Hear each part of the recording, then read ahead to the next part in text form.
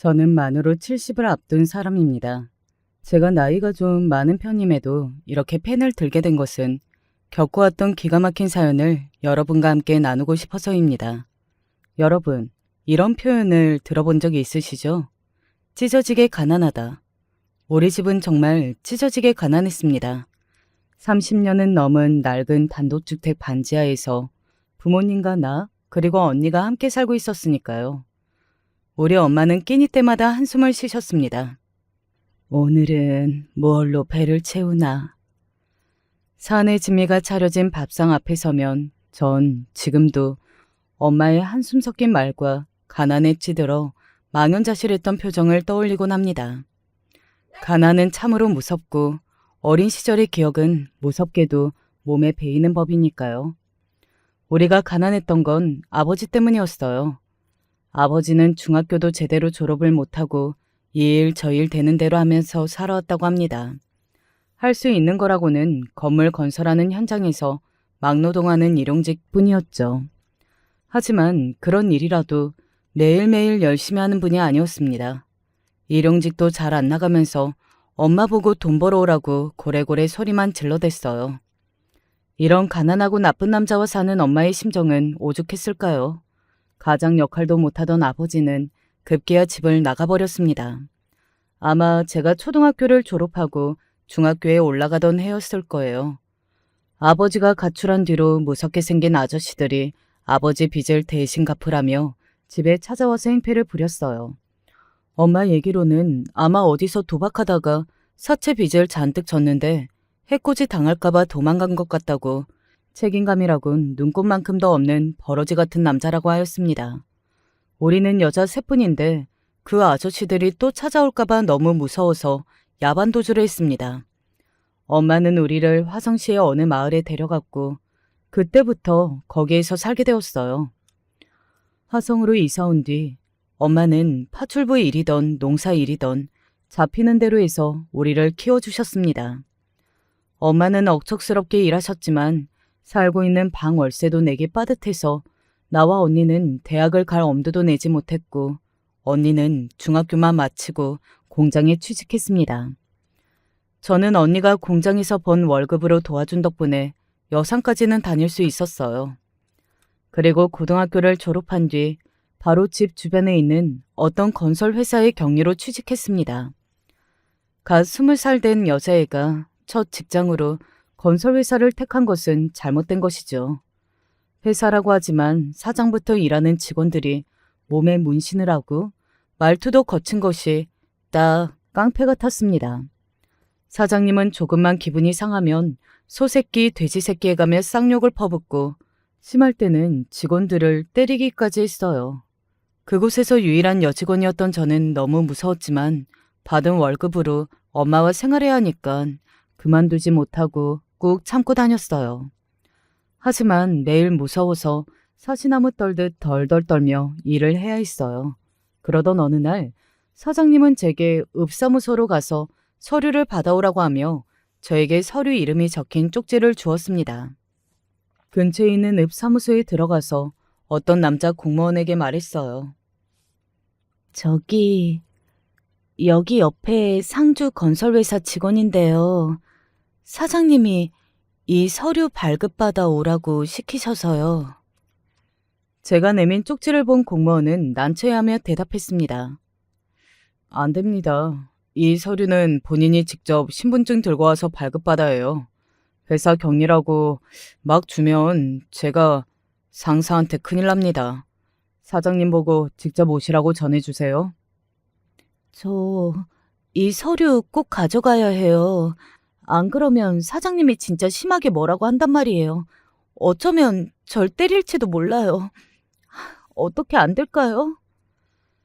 전 사장님이 시킨 일을 직원이 제대로 안 해왔을 때 어떻게 나오는지 여러 차례 봤기 때문에 겁이 덜컥 났어요. 그래서 그 공무원에게 사정했지만 이 사람은 뜻밖의 대답을 했습니다. 점심시간인데 밥은 먹었어요? 배 안 고파요?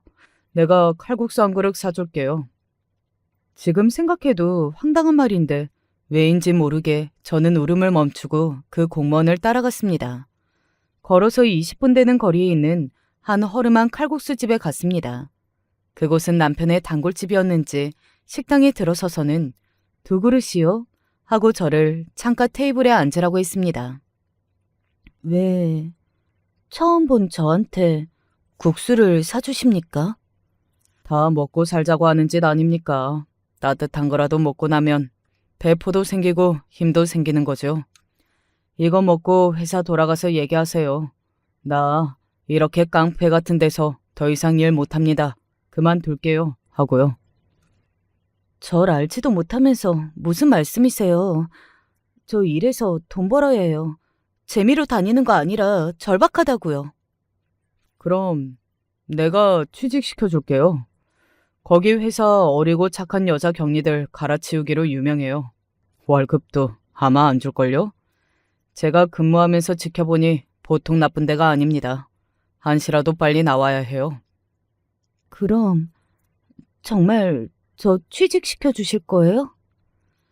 그때 아주머니께서 칼국수 두 그릇을 가져와 탁자에 놓아주셨습니다. 그렇다니까. 엄마, 여기서 직원으로 이 아가씨 어때요? 엄마? 그 공무원은 칼국수집 주인 아주머니에게 엄마라고 부르는 것이 아닌가요? 그랴, 네가 좋은 아가씨라고 데려왔을 낀데 함 시켜보지 뭐. 세상에나, 그 공무원은 칼국수집 아들이었고 그 사람 덕분에 전 그날로 칼국수집 직원으로 일하게 되었어요. 칼국수집은 이 동네 토박이 분들은 다 아는 전통과 손맛으로 유명한 집이었습니다. 부부끼리 30년 동안 이 일을 해오셨는데 늘 아저씨가 면을 수타로 뽑아내고 아주머니가 개운한 육수 국물을 빼서 칼국수를 말아줍니다. 특히 점심때는 손님이 많아서 가게 문 밖으로 줄을 서서 대기해야 할 정도였어요. 메뉴라고는 칼국수와 만두뿐인데도 말이에요. 제가 처음 칼국수를 먹었을 때 쫀득한 면발에 개운하고 깔끔한 국물 맛이 일품이었죠. 지금도 그 맛을 잊을 수가 없어서 어디 놀러 가면 그 지역 유명하다는 칼국수 집을 가보곤 한답니다. 하지만 그때의 그 맛은 지금 어디에서도 맛볼 수가 없어요. 칼국수 가게는 바빴지만 사장님 부부께서는 저를 딸처럼 아껴고 챙겨주셔서 힘든 줄 몰랐어요. 퇴근할 때 아주머니는 집에서 어머니랑 언니랑 같이 묵으라 하시고는 꼭 칼국수랑 만두를 챙겨주셨어요. 그 공무원 덕에 좋은 가게에서 일할 수 있게 돼서 고마운 마음이었어요. 공무원 남자는 일주일에 너댓 번은 칼국수 집에 와서 동료들과 점심도 먹고 혼자 와서 먹고. 공무원 아저씨, 자기 집이 칼국수 집이면 어릴 때부터 엄청 먹었을 텐데 안 질려요? 하나도 안 질리는데. 너무 맛있어서 매일 오고 싶은걸. 그리고 나 아저씨 아니야. 25밖에 안 먹었으니 앞으로는 오빠라고 불러. 네 칼국수는 이제 질려서 안 먹는다며. 왜 요사이 맨날 가게에 오는 걸까? 아마 마리 때문이겠지? 그 공무원 아저씨는 제가 보고 싶어서 칼국수집을 자주 찾았고 그런 아들을 보는 아주머니는 놀려대면서 흐뭇해하셨습니다. 마리니 어려갖고 멀멀할 줄 알았더만 보기보다 아주 똘똘하대. 그러니까 말이에요. 손도 야무지고 똑똑한 것이 딱 며느리 삼았으면 싶네요. 이렇게 사장님 네 분이 절 며느리로 점 찍으며 이뻐해 주시고 그의 아들도 저를 마음에 두고 있으니 우리가 결혼한 것은 어쩌면 당연해 보였습니다.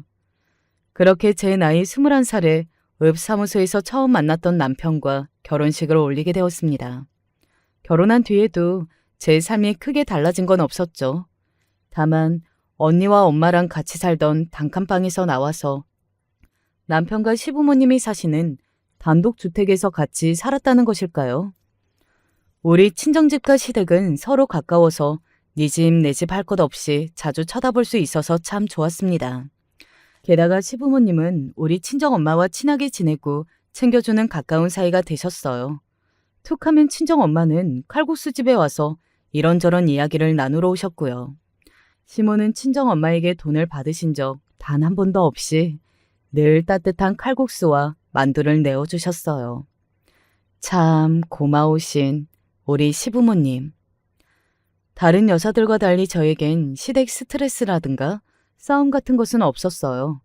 그리고 결혼하고 얼마 되지 않아서 예쁜 딸을 낳았습니다.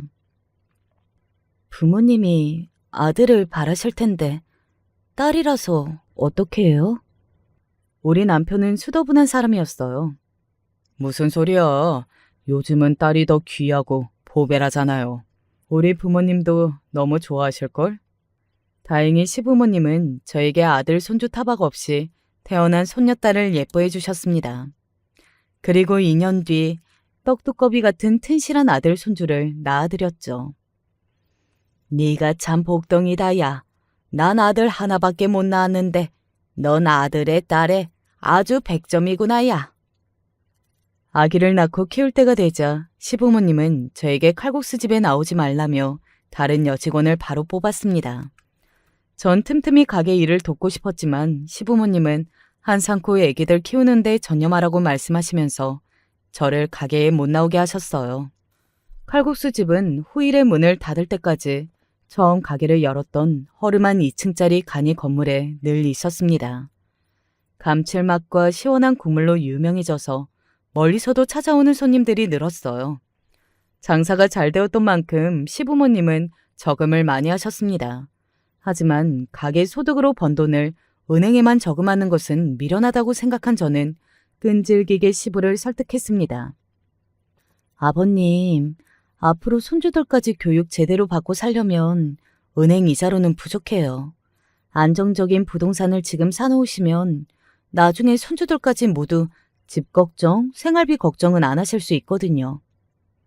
내는 평생 그리 안 살아봐가 잘 모르겠다. 고마, 네가 그럼 맡아서 해볼래? 시부는 그날로 가게로 얻은 소득을 제가 관리하라고 하시며 가게 재산을 모두 맡기셨어요. 저는 칼국수집 근처에 부동산 하는 사장님과 친해졌습니다.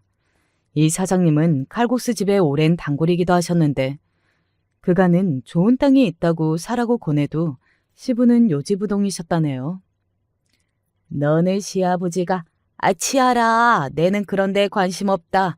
그저 평생 명바를 뽑는 돈으로 먹고 살 끼다 하고 내가 권하는 투자에는 관심도 안 보이던 양반인데 아주 똘똘한 며느리가 들어왔구만.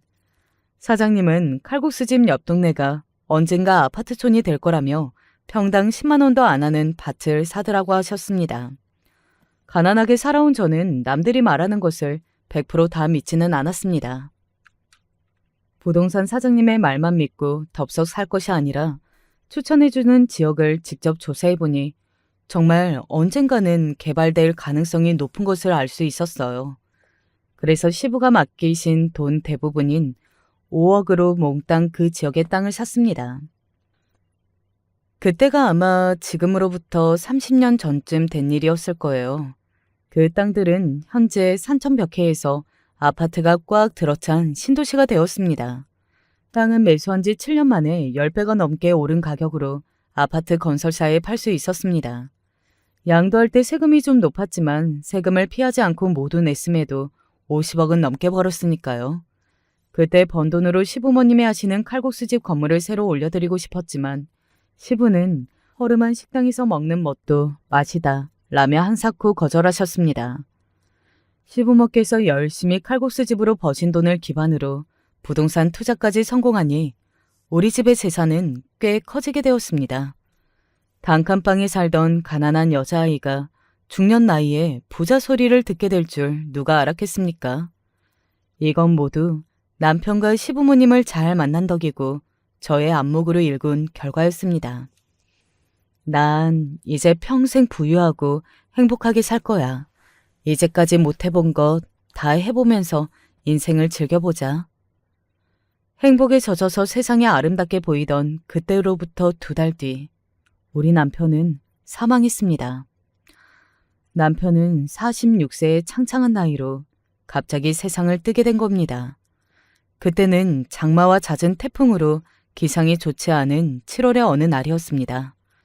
남편이 출근하면서 늘 지나가던 길의 하천이 일주일 넘게 내린 비로 수위가 아주 높았고 그게 범람한 지경이었죠.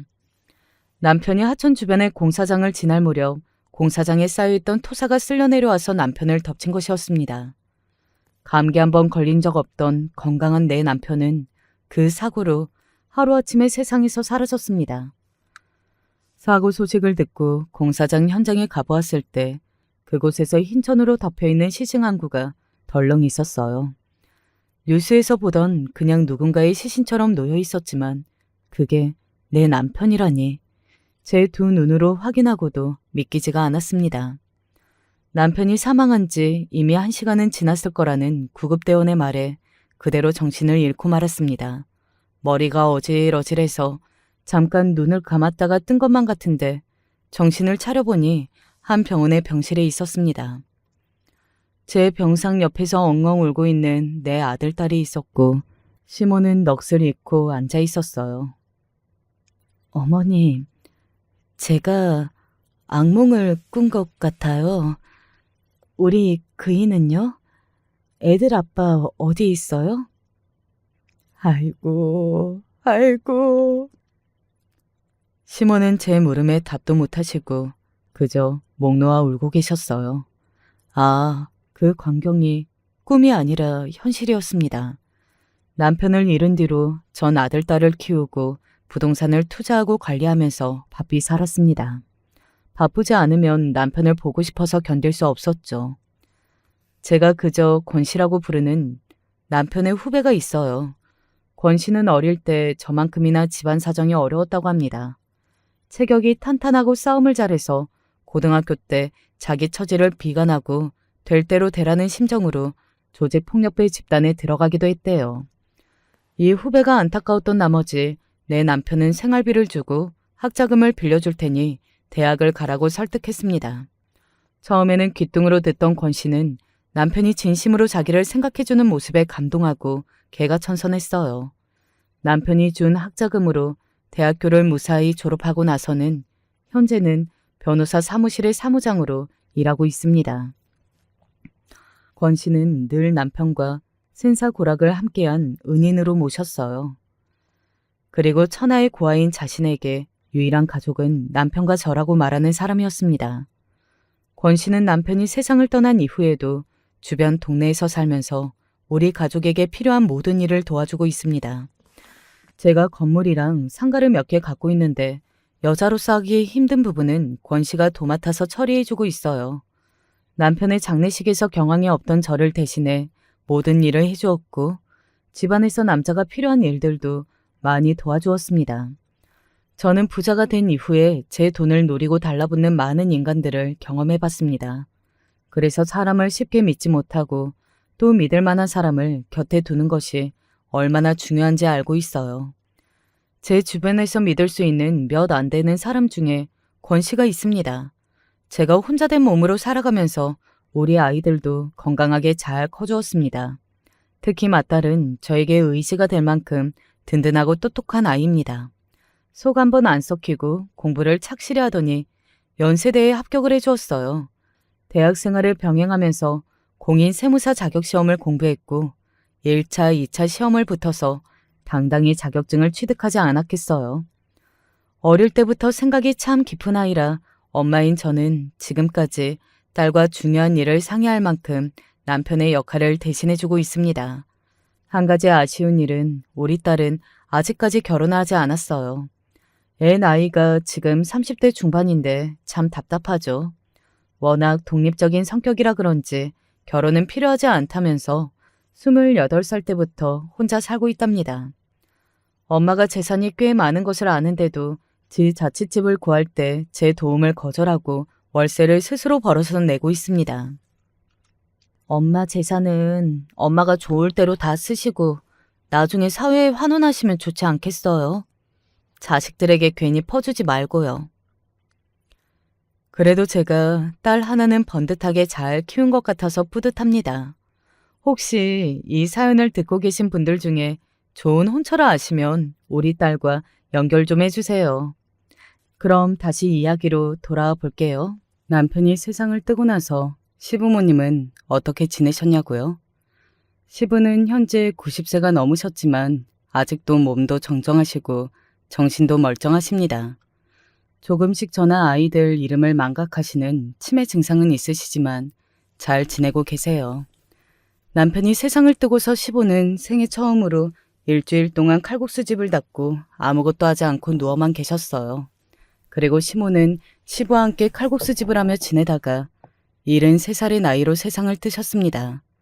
치매를 3년간 겪으셨지만 다른 지병을 앓거나 사고로 가신 것이 아니라 주무시다가 조용히 가셨으니 다행이라면 다행이죠. 시모가 돌아가시고 나자 저는 시부를 우리 집으로 모시고 싶어 했습니다. 하지만 시부는 본인 스스로 요양원에 들어가셨습니다. 손주 며느리까지 본 마당에 내가 더 무슨 효도를 바라겠느냐. 내 몸 하나는 내가 챙기다가 세상을 뜰 기다.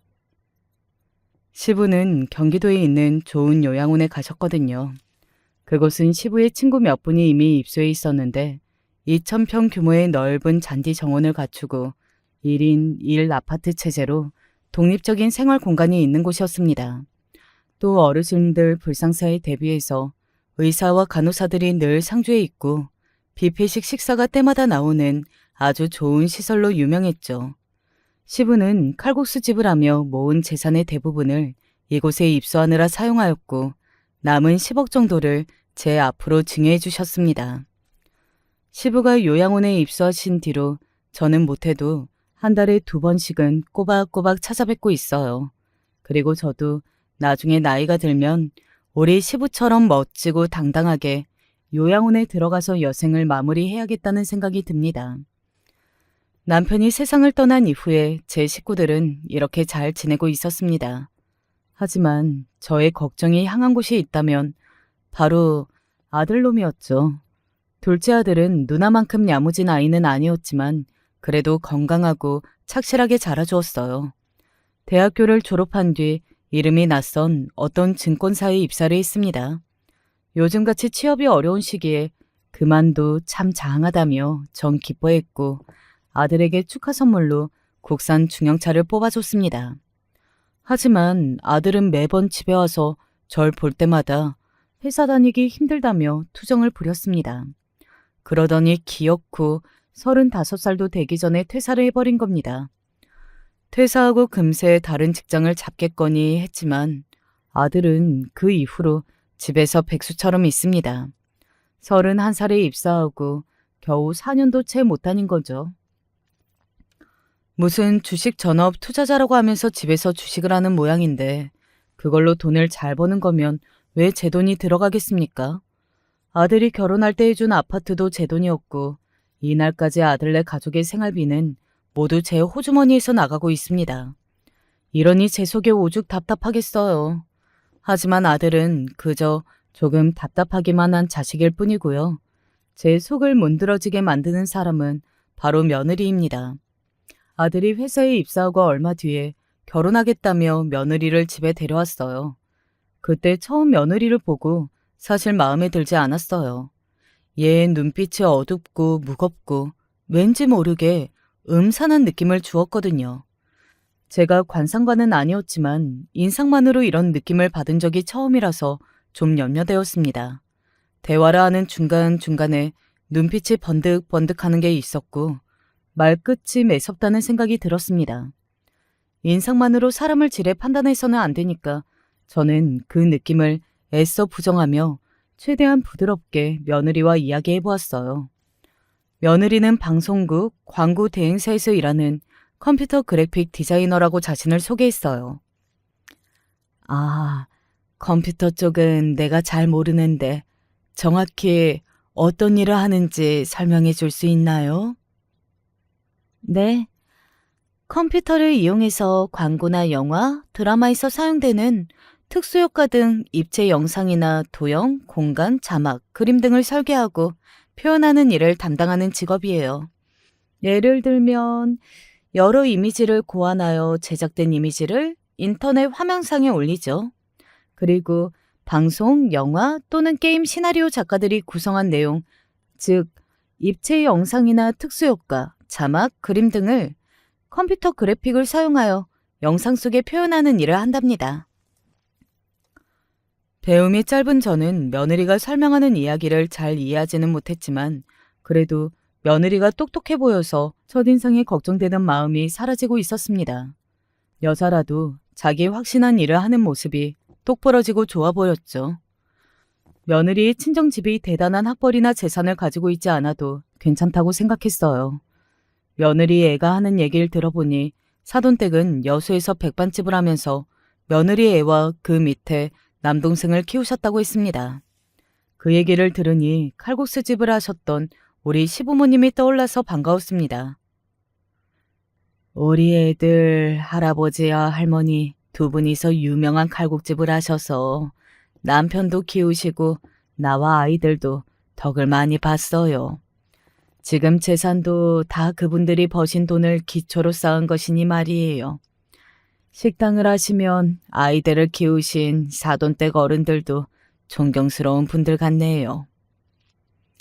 아, 오빠한테 대강 얘기는 들었는데요. 어머님이 부자시라고. 솔직히 재산이 얼마나 있으신 거예요? 갑자기 며느리는 반짝거리는 눈빛으로 물어왔습니다. 그 눈빛은 제가 겪어본 내 재산을 노리는 사기꾼이나 욕심쟁이들이 보이는 것이었는데 가슴이 철렁했죠. 제가 며느리에 대해 느낀 기분 때문에 아들과의 결혼을 반대하기는 무리가 있었어요. 아들은 결혼하고 제가 마련해준 아파트에서 며느리와 같이 살게 되었습니다. 아들에게 신혼집을 마련해주면 지가 버는 월급으로 둘이 알아서 잘 살겠거니 이제 저는 자식들에게서 해방이라고 기대했어요. 하지만 아들 월급 300만 원 남짓으로는 생활이 부족하다며 며느리는 징징대기 시작했습니다. 그래서 애들이 집에 찾아올 때마다 용돈으로 50만 원씩 주고는 했습니다. 문제는 며느리가 아들 손주를 낳고 나서부터였어요. 어머님, 가사 도우미 월급에 애기 교육비 등등 돈 들어갈 때 투성이에요. 이제 그이 월급으로는 너무 빠듯해요. 좀 더 보내주세요. 너희들 올 때마다 내가 50만 원씩 주고 있지 않니? 그리고 지난달에는 냉장고를 바꾼다고 해서 새로 사드렸지. 무슨 냉장고를 3년만 쓰고 새 것으로 바꾼다니? 그게 자꾸 고장이 나지 뭐예요? 아이 생활비로 매달 100만 원씩 보내주시면 어떨까요? 그래서 전 매달 며느리 은행 계좌로 100만 원, 200만 원, 급기야 아들이 실직한 뒤로부터는 500만 원씩 보내주고 있어요. 그뿐입니까? 손주 영어 유치원 학원비 130만 원도 제 카드에서 꼬박꼬박 달마다 나가고 있습니다. 우리 집에 오면 외식 시켜주고 장봐서 소고기랑 과일들, 반찬까지 지네 집에 가져가고 있어요. 도대체 왜 그 500만 원이 부족하다고 얘기하는 건지 도통 이해가 가질 않습니다. 제가 한 달에 한 번 나가는 친구 모임에서 이렇게 하소연을 하니 한 친구가 그러더군요. 아이고, 원래 집에서 노는 백수들이 더 돈을 많이 쓰는 법이야. 시간 많으니까 놀러 다녀야지. 또 놀러 다닐 때는 돈 안 드나? 열심히 일하는 그 세무사 딸처럼 바빠야 돈 쓸 시간도 없고 괜한 데 신경 쓸 여유도 없는 거지. 그 아들이랑 며느리는 일 좀 시켜야겠네. 친구 말이 이치에 맞는 말 같았습니다. 저는 이 애들에게 너무 힘들지 않으면서 할 수 있는 일을 고민한 끝에 갖고 있는 건물들 중 사당동에 있는 원룸 12세대 건물을 관리하라고 아들 내외에게 말했습니다. 그 건물을 관리하면서 나오는 월세 수입이 못해도 한 달에 600만 원은 되는데 그걸 너희들 생활비로 쓰면 더 좋지 않겠니? 이렇게 애들이 건물이랑 세입자들을 관리하면 나중에 다른 건물도 증여해줘야겠다고 믿고 맡기면서 지내고 있었죠. 하지만 얼마 지나지 않아 내 핸드폰으로 사당동 세입자들이 항의하기 시작하는 겁니다. 건물 내부 청소도 안 하시나요? 요즘 너무 지저분해요. 아니, 주차관리 시스템 고장난 지가 한 달이 넘었는데 아직도 그대로예요.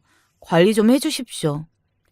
202호 세입자인데요. 하수구가 역류해서 욕실을 못 쓰고 있는데 몇 번을 고쳐달라고 연락해도 관리자가 그냥 쉽네요. 열받아서 이달 말까지만 살고 나가버리겠습니다. 아들에게 건물을 맡긴 지 석 달도 못 넘기고 세입자들의 항의가 빗발치니 전 할 수 없었죠. 결국 다시 원래 일을 맡겼던 전 건물 관리자에게 다시 부탁을 했어요. 월세 수입은 모두 지들 몫이라고 했건만 그것조차 제대로 못해서 일을 이 지경이 되도록 하다니 정말 자식이 아니라 왼수네요. 하지만 직업 없이 저러고 집에 놀고 있는 아들과 그 처자식을 생각해서 어쩔 수 없이 생활비를 전처럼 600만 원씩 보낼 수밖에 없었어요. 게다가 문제는 며느리입니다. 아들은 제가 주는 생활비에 불만이 없고 그저 스트레스 받으며 직장 다니지 않는 것에 감사하며 안분지족의 자세로 사는 아이예요. 집에서 게임하거나 헬스랑 골프 치는 취미생활 정도일 뿐 술 마시고 방탕하게 놀고 다니는 애도 아니고요. 제가 주면 주는 대로 만족하며 생활비를 받는 아이예요. 헌데 며느리에는 매번 돈이 부족하다며 울상이고 저에게 이런저런 명목으로 돈을 뜯어가는 선수예요. 내 자식도 아닌데 무슨 권리로 그리 뻔뻔하게 돈을 타내는 건지 모르겠지만 매번 그렇게 돈을 뜯기는 제가 등신이겠죠. 며느리는 이전에 했던 프리랜서 일을 충분히 일할 수 있을 테지만 시어머니가 좀 넉넉하니까 슬슬 일을 줄이더니 아이 핑계를 대고 일을 그만두고 여지까지 집에서 놀고 있습니다. 아이 키울 때도 제가 베이비시터나 가사 도우미를 보내줘서 여느 집 여자들보다 시간적으로 여유가 있었을 거예요. 제 딸도 이렇게까지 돈을 주고 살피지 않은 것 같은데 며느리는 말로는 고맙다고 해도 왠지 느낌이 쎄했습니다. 제 앞에서 억지로 웃으면서 절 생각하는 척 부드러운 척 말하고 포장하려고 드는 것만 같이 느껴지는 거예요. 하지만 얘기하다 보면 중간중간 잠깐씩 욱하는 매서운 본성이 드러나는 것을 들키고는 합니다. 손주가 이제 막 말문이 트였던 어렸을 때 명절마다 와서는 뜬금없이 제게 할머니, 저도 건물 받고 싶어요. 라고 말하고 가는 겁니다. 아이가 무슨 건물을 알겠어요. 한번 보니까 며느리가 저 뒤에서 손주에게 따로 교육을 시키고 있는 거죠. 얼른 할머니한테 가서 건물 주세요 하고 애교 좀 부려봐, 응? 이렇게요. 그저 농담이려니 했지만 잊을만 하면 한 번씩 그러니 며느리의 속셈이 뭘까 의심이 되기 시작했습니다. 그러던 어느 날 아들이 얼굴에 잔뜩 그늘이 진 채로 저를 찾아왔습니다. 엄마, 우리 큰일이 났어요. 어제 집에 깡패같이 생긴 사채업자들이 찾아와서 돈을 갚으라고 하는 거예요. 알고 보니 와이프가 사채빚을 진 모양이에요. 아이고, 어쩌다가. 와이프가 집에 오자마자 붙들고 물어보니까 그제서야 그동안 돈을 어떻게 관리했는지 실토하더라고요. 장인어른이 허리를 다치시고 백반집을 하기 어려워져서 친정집에 생활비를 200만 원씩 보내드리고 있었대. 게다가 병원비랑 이런저런 일로 와이프 이름으로 은행에서 6천만 원 대출받고 그것도 모자라지니까 사채 빚까지 졌다는데? 아니, 그게 말이 되냐? 내가 너네 애 학원비 보내주고 따로 생활비 600만 원씩이나 보내는데 아무리 지네 친정집에 200만 원을 보내도 그렇지 왜 그렇게 돈을 빚을 져? 응? 마누라가 그동안 엄마가 300만 원씩만 보내준다고 해서 그렇게 알고 있었는데 이 여자가 그동안 300만 원을 지가 삥땅 쳐온 거야? 미치겠네. 엄마, 나 이 여자랑 이혼해야 할까 봐. 사채업자들이 계속 우리 집에 찾아오면 어떡해. 며느리가 잘못한 건 맞는데 이혼은 중대한 문제야. 그리고 충동적으로 결정해서도 안 된다. 내가 며느리랑 따로 얘기 좀 해보마. 저는 다음 날 며느리에게 전화를 걸어서 이 이야기를 꺼냈습니다.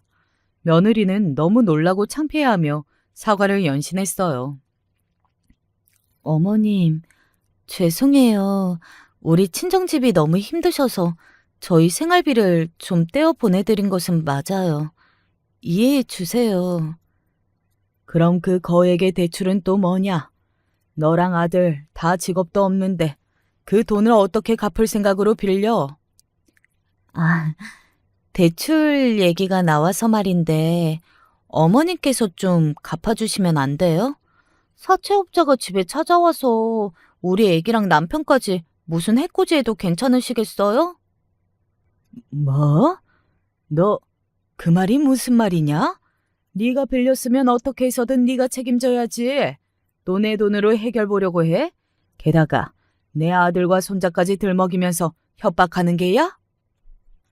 저는 너무 화가 나서 그대로 전화를 끊어버렸습니다. 이대로 며느리를 그냥 둘 수는 없었습니다. 바로 딸에게 전화를 걸어서 이 일을 상의했습니다. 그때 믿을 만한 사람으로는 오직 맏딸만 떠올랐어요. 제 얘기를 들은 딸은 좀 생각해보겠다면서 다음에 다시 얘기하자고 일단 전화를 끊었어요. 그리고 며칠 뒤에 딸은 저를 찾아왔습니다. 내가 보기에도 동생이랑 올케는 정상적으로 살고 있지 않아요. 하지만 가정을 이루고 사는 성인인데 내가 시누이랍시고 뭐라고 잔소리하는 것 같아서 그간 조용히 지켜만 보고 있었어요. 하지만 아무래도 올케는 석연치 않은 부분이 많네요. 돈 관리도 그렇고 무리하게 대출받아서 친정에게까지 퍼줬다고 하니 더 믿을 수가 있나? 아무래도 올케가 속으로 어떤 꿍꿍이를 품고 있는지 캐봐야겠어요. 엄마, 우리 작은 일 하나 벌여볼래요? 내가 고민을 좀 해봤는데 일단 엄마가 치매가 온 것처럼 가족들을 속이는 거예요. 그러면 엄마 주변 사람들이 어떻게 나오는지 그 본색을 드러내지 않겠어요? 치매 노인의 연기는 저에게 어렵지 않았습니다. 우리 시모도 친정엄마도 치매를 겪으시다가 하늘나라로 가셨고 지금 요양원에 계신 시부도 약간 치매 증세가 있으세요. 치매란 이렇듯 주변에서 흔히 보는 모습들이고 흔히 듣게 되는 이야기였으니까요. 다음 날부터 제가 알고 있는 치매 증상 중에서 몇 가지 행동들을 연기했습니다. 며느리가 우리 집에 와 있는 동안 TV 볼륨을 아주 키웠습니다. 시끄러워라. 어머님, 평소에도 이렇게 TV를 크게 틀어놓으세요? 네가 듣기엔 크냐? 난 이 정도는 되어야 들을만 하는걸? 어머님, 이 국이 왜 이렇게 짜요? 아주 소금을 들이부으셨네. 아유, 요즘 내가 이런다. 영 음식간을 못 맞추겠네. 그리고 며느리가 전화를 하면 늘 자다가 깬 목소리로 받았습니다. 그래. 전화했냐? 어머님, 또 주무셨어요? 요즘 전화할 때마다 주무시고 계시네. 오후 4시인데 언제부터 주무셨던 거예요? 내가 언제부터 잤더라? 기억이 안 나네. 원래 나이 먹으면 잠이 많아지는 게야. 너 지금 시어머니 잔다고 무시하냐? 무시라뇨, 어머님. 갑자기 화를 내시고 어머님답지 않게 요즘 왜 그러실까나?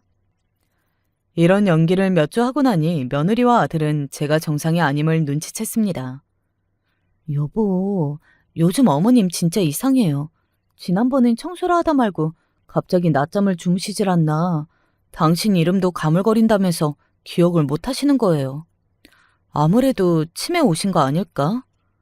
설마 엄마 나이가 이제 막 70이 다 되어 가시는데. 제가 치매에 걸린 것 같으니 아들은 절 데리고 병원에 가서 검사를 받았습니다. 의사는 머리를 갸웃거리면서 이상하네요. 검사 결과상으로 알츠하이머 증상이 심해 보이지는 않지만 원래 노인성 치매는 검사상 나타나지 않아도 뇌에 손상을 입었다든지 과거의 병력으로 인해 어머님처럼 치매 행동을 보이기는 합니다. 지금 상태로 약물 처방은 필요하지 않으니 집에서 치매가 더 심해지지 않도록 잘 관리해 주세요. 의사의 말이 당연했죠. 전 지금 진짜 치매가 온 것이 아니니 말입니다. 어쨌든 제가 혼자 집에서 자꾸 실수를 하고 사고를 치니 아들과 며느리는 매일을 번갈아가며 우리 집에 와서 나를 보살펴 주었습니다. 저는 속으로 의심한 아이들에게 고맙고 한편 미안했습니다. 하지만 일주일, 한 달이 지나자 점점 아들은 매일 오던 횟수가 줄어들어서 일주일에 한두 번씩 저를 찾아왔어요. 게다가 며느리는 횟수가 줄어든 것만이 문제가 아니었어요. 점점 제게 대하는 태도가 달라지더이다.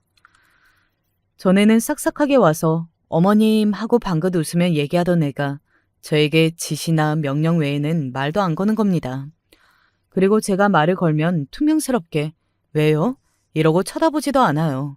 제 식사, 빨래 대부분은 가사도우미가 와서 해줘서 며느리가 절 그리 챙겨준 것도 없습니다. 하지만 제 기억에 온전치 못하다고 생각해서 바로 무시하는 태도를 보였어요. 저들한테 건물도 증여해주고 이날까지 자기들 생활비를 모두 내준 어미입니다. 어릴 때 키워준 공은 없는 셈 넘겨도 말입니다. 그렇다고 어디 애들한테 식사 한 끼 대접받은 적도 없고 생색도 안 냈어요. 돈 좀 있는 부모라고 거들먹거리지도 않았습니다. 헌데 이런 대접을 받다니 치매에 걸린 나를 이제 쓸모없는 늙은이 취급을 하는 겁니다. 속상해서 딸에게 일어난 일을 이야기하니 딸은 결연한 목소리로 말했어요. 역시 난 교활한 올케가 그렇게 나올 줄 알았어. 엄마, 우리 연극의 클라이막스로 달려가야겠네요. 제목은 현대판 고려장이에요. 그저 엄마 돈에 욕심내는 철부지인지 아니면 인간의 탈을 쓴 짐승 새끼인지 우리 이번 기회에 시험해보자고요. 딸의 계획은 이러했습니다. 점점 더 저는 치매에 걸린 노인인 척 연기를 해서 앞뒤 분간 못하는 모습을 보여주는 겁니다. 그리고 죽을 때가 다 되었는가 친정 부모님 묘소에 꼭 가보고 싶다고 아들을 졸라대라는 거죠. 그럼 엄마의 치매가 심해진 걸 알게 된 아들, 며느리가 어떻게 나오는지 한번 보자고요. 내 평생 이렇게 연기를 해보기는 처음이라 가슴이 벌렁벌렁했지만 왜인지 한편 궁금해지는 겁니다. 그래서 전 결국 딸의 말대로 치매 연기의 절정을 펼치게 되었습니다. 전 아들, 며느리에게 하루가 멀다 하고 전화해서 아이고, 내가 죽을 때가 되어 그런가. 요즘 자꾸 친정엄마랑 너희 아빠가 꿈에 나타난다. 강원도에 있는 우리 친정엄마 묘소랑 너희 아빠가 있는 추모원에 꼭 좀 가봐야겠다. 니들이 나 좀 데려가다오. 아이처럼 징징대기도 하고 홀쩍대며 울기까지 했어요. 이러기를 8일 만에 아들 부부는 제 상태를 확인하러 집에 왔습니다. 아니, 아저씨랑 아줌마는 누구예요? 나 엄마 보고 싶단 말이에요. 데려가 주세요. 이렇게 아들 내외를 못 알아보는 아이가 된 듯 굴었습니다. 제 모습에 놀란 아들과 며느리는 심각한 얼굴로 제 앞에서 상의를 했습니다. 여보, 큰일이네. 우리 엄마 진짜 치매가 왔나 봐. 그리고 계속 묘소에 가자고 저렇게 조르시는데 아무래도 주말엔 모시고 가야겠다. 며느리는 아들 말에 눈을 굴려대면서 생각하더니 여보, 이번 주에 골프 약속에 가야 한다고 하지 않았어요? 어머님은 내일 내가 모시고 강원도 묘소에 다녀올 테니 걱정 마. 이렇게 말한 며느리는 다음날 아침 일찍 저를 데리러 우리 집에 왔습니다. 어떻게 된 일인지 자기 차로 운전하지 않고 택시를 불러서 서울역에 가는 겁니다.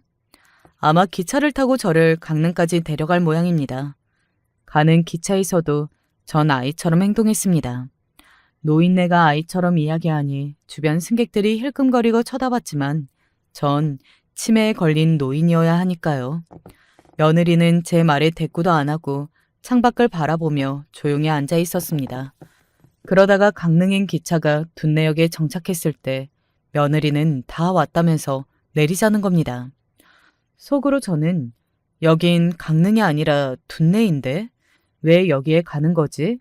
했지만 모르는 척 따라 내렸습니다. 내려서 처음 와보는 둔내역 앞에서 전 두리번거렸습니다. 며느리는 저를 데리고 어딘가로 한참을 걸어갔습니다. 도대체 얘는 날 어디로 데려가는 건가? 그렇게 걸어가다가 며느리는 낯선 둔내 마을의 한 편의점 앞에 섰어요. 노인네, 여기 편의점에서 먹고 싶은 간식을 마음대로 골라봐. 전 과자랑 흰 우유를 골라서 내밀었고 며느리는 그것을 계산한 뒤 편의점 앞 의자에 절 앉혔어요.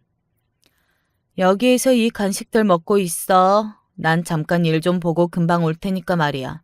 나 따라오지 말고. 전 잔뜩 두려워하는 표정으로 고개를 끄덕이며 간식을 까먹고 있었습니다. 하지만 속으로는 피눈물을 흘렸죠. 네 년이 귀엽고 나를 버리고 가는구나. 설마 했는데 이렇게까지 할 줄이야.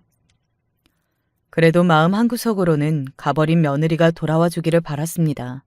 1시간이 지나고 3시간이 지나도 며느리는 돌아오지 않았습니다. 편의점 사장은 나와서 저에게 어떻게 된 일이냐고 물었습니다. 저도 모르게 서러운 눈물이 얼굴에 흘러내렸습니다. 사장님, 내 전화 한 통만 씁시다. 사장님은 제게 딱한 사정에 놓인 노인으로 여기고 얼마든지 전화를 쓰라며 가게에 전화를 내주었어요. 딸에게 며느리의 짐승만도 못한 짓을 알리고자 전화를 걸었습니다. 하지만 모르는 번호여서일까요? 일 때문에 바빠서일까요? 딸은 전화를 받지 않았습니다. 그리고 떠오르는 다른 한 사람, 권 씨였습니다. 그래, 권 씨는 내가 믿는 또 한 사람이었지. 신호음이 얼마 울리지 않아서 바로 권 씨가 전화를 받았습니다. 권 씨, 나예요. 희진애미. 아니, 형수님이세요? 거긴 어디길래 모르는 번호로 전화하시는 겁니까? 권 씨, 나 좀 데리러 와줘요. 여기는. 저는 속상한 마음에 목이 메어서 더 말을 잇지 못했습니다. 그때 옆에서 듣고 있던 편의점 사장님이 전화를 이어받아서 권 씨에게 위치를 말해주었습니다. 3시간쯤 지났을까요?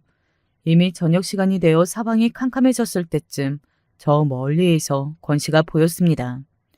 잔뜩 놀란 얼굴로 땀을 뻘뻘 흘린 채로 권 씨가 왔습니다. 형수님, 왜 여기에서 이러고 도대체 무슨 일을 당하신 거예요? 권 씨를 기다리면서 난 내 인생을 돌아봤지. 내가 우리 아들을 제대로 키운 걸까? 어쩌다가 짐승만도 못한 며느리가 집에 들어오게 된 걸까? 권 씨, 글쎄 며느리가 날 치매에 걸린 노인이라고 모르는 기차역 근처에 버리고 갔지 뭐요. 그러고 권 씨가 운전하는 차를 타고 집에 돌아왔습니다. 권 씨는 제 옆에서 불같이 화를 냈습니다. 이날까지 형수님이 지들 걷어먹여 살려줬는데 자기 남편의 어머니를 이렇게 하는 법이 세상 천지 어디에 있답니까? 내가 그 여자를 가만 안 두겠소. 형님이 하늘에서 이걸 보면 피눈물 흘리실 거란 말이오. 권 씨 말이 맞았습니다. 전 며느리를 용서할 수 없습니다. 추운 바깥바람에 오래 있었더니 몸이 으슬거려서 집에서 쌍화차를 내리고 있었습니다. 그때 경찰 2명이 집에 방문했습니다. 혹시 배마리 씨 되십니까? 실종 신고를 받고 왔는데 여기 계셨던 거예요? 실종 신고요? 누가 제 실종 신고를 했단 말입니까? 며느리가 하셨어요. 아까 오후 3시경에 그럼 실종된 것이 아니셨군요. 정말 기가 막힌 상황입니다. 며느리는 저를 일부러 내버리고서 마치 실종된 것처럼 가장하려던 속셈이었습니다. 내 인연을 어찌할꼬. 경찰 양반, 사실 며느리라는 애가 나를 강원도 기차역에 버려두고 왔어요. 이런 경우 혼내줄 방법이 없겠어요? 아니, 그게 사실입니까? 어떻게 며느리가 시어머니를 그렇게... 제가 알기로 이런 경우 존속유기라고 해서 형법 271조에 의거해서 10년 이하의 징역이나 1,500만 원 이하의 벌금에 처해지는 중죄입니다. 저희가 도와드리겠습니다. 저는 처음 보는 경찰관 앞에서 신세한탄을 하고 말았습니다. 네, 꼭 좀 처벌해 주십시오. 늙어서 버려지고 나니 그렇게 비참할 수가 없어서요. 다른 사람도 아니고 생활비 주면서 자식같이 보살펴준 며느리가 어떻게 나한테 이럴 수가 있나요? 다음날 저는 경찰관과 동행해서 며느리가 있는 아들 집에 갔습니다. 나를 본 며느리는 손을 벌벌 떨면서 놀랬습니다. 아니, 어머님이 여길 어떻게... 그동안 내가 치매 걸렸다고 쓰레기 취급하면서 시어머니인 나를 버렸지. 나 치매 걸린 거 아니다, 이년아. 당신이 배마리 여사님의 며느리 주영선 씨입니까? 어제 당신이 시어머니를 강원도 둔내에 유기했다는 신고를 받고 왔습니다. 그리고 바로 경찰관은 며느리를 경찰서로 연행해 갔습니다. 알고 보니 며느리는 저를 버려놓고 실종 신고를 한 뒤 생사가 불분명한 채로 몇 년을 기다린 뒤에 사망 처리라 하려고 계획하고 있었습니다. 게다가 제가 썼다면서 가짜 유서까지 조작하고 있었어요. 유서의 내용은 내 모든 재산은 아들과 며느리에게 준다였죠. 절 죽게 내버려 두고 내 재산을 가로챌 악독한 계획을 세우고 있던 와중이었습니다. 며느리는 경찰서 유치장에 갇히고 재판을 하는 내내 저에게 빌고 아들에게 빌었습니다. 어머님, 오해세요. 절 진짜 오해하신 거라니까요? 정말로 제가 콩밥 먹게 두실 거예요? 우리 아들, 아니 어머님 손자는 어쩌고요? 네가 벌인 죄값을 응당 받는 것이다. 손자는 아들과 내가 잘 키울 테니 범죄자인 너는 앞으로 내 아들도 내 손주도 절대 가까이 하지 못한다. 당신과 만났던 그 순간부터 지금까지 모든 시간을 후회해. 내가 효자는 못 되더라도 우리 엄마를 버리려고 했던 여자를 봐줄 것 같아? 엄마가 용서해 주더라도 내가 못해. 깜빵이나 가버려 이 여자야. 제 아무리 며느리가 울며 빈다고 한들 선처란 있을 수 없는 일입니다. 결국 며느리는 1년 6개월의 징역을 선고받았고 그 기간 동안 아들은 법적으로 이혼 절차를 밟았습니다. 며느리는 수감 생활을 마치고 나와서 우리 앞에 찾아와도 문도 안 열어주고 있습니다. 이 일을 겪으면서 아들은 저에게 진심으로 미안해했습니다. 불효자를 용서해 주세요, 어머님. 지금 이대로는 어머니를 뵐 면목도 없습니다.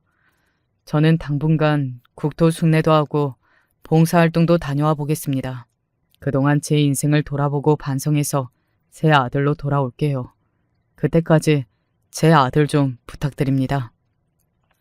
그러고 떠난 아들은 일주일에 한 번씩 꼬박꼬박 저에게 전화를 걸어서 건강하게 잘 있다며 아들을 바꿔달라고 했습니다. 그리고 떠난 지 2개월 만에 돌아왔습니다.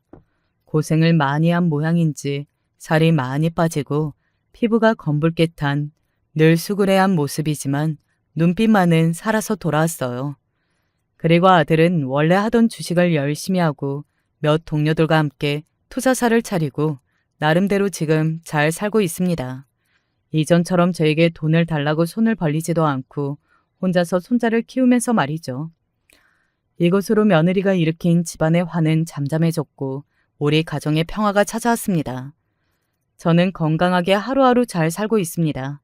다만 저에게 걱정거리가 하나 남아있는데요. 며느리였던 아이는 지금도 한 번씩 찾아와 우리 집 문을 두드리며 용서를 구하지만 제 마음은 흔들리지 않고 있습니다. 다만 손주 얼굴 한 번만 보게 해달라고 사정하고 있는데 그것을 뿌리치는 것이 참 심란합니다. 어미로서 자기 자식 보는 것이 얼마나 절실한지 그 마음을 저도 알고 있기 때문이죠. 제가 며느리에게 손주를 만나게 해줘야 할까요? 우리 유튜브 시청자 여러분께서는 어떻게 생각하시나요? 아무리 혼자 고민해보아도 딱히 답이 서질 않아서 이렇게 얼굴도 모르는 분들께 도움을 요청드립니다. 제 사연을 들으시고 계시다면 제가 어떻게 하는 것이 좋을지 꼭 말씀 좀 남겨주세요. 여러 말씀을 살펴보고 며느리에게 손주를 만나보게 해줄지 선택해 보겠습니다. 다 늙어서 글을 써보려니 참 쉽지 않네요. 제 글은 여기서 끝마칠게요. 이만 안녕히 계십시오. 안녕하세요. 저는 안녕하지 못했어요. 바로 제 며느리 때문이죠.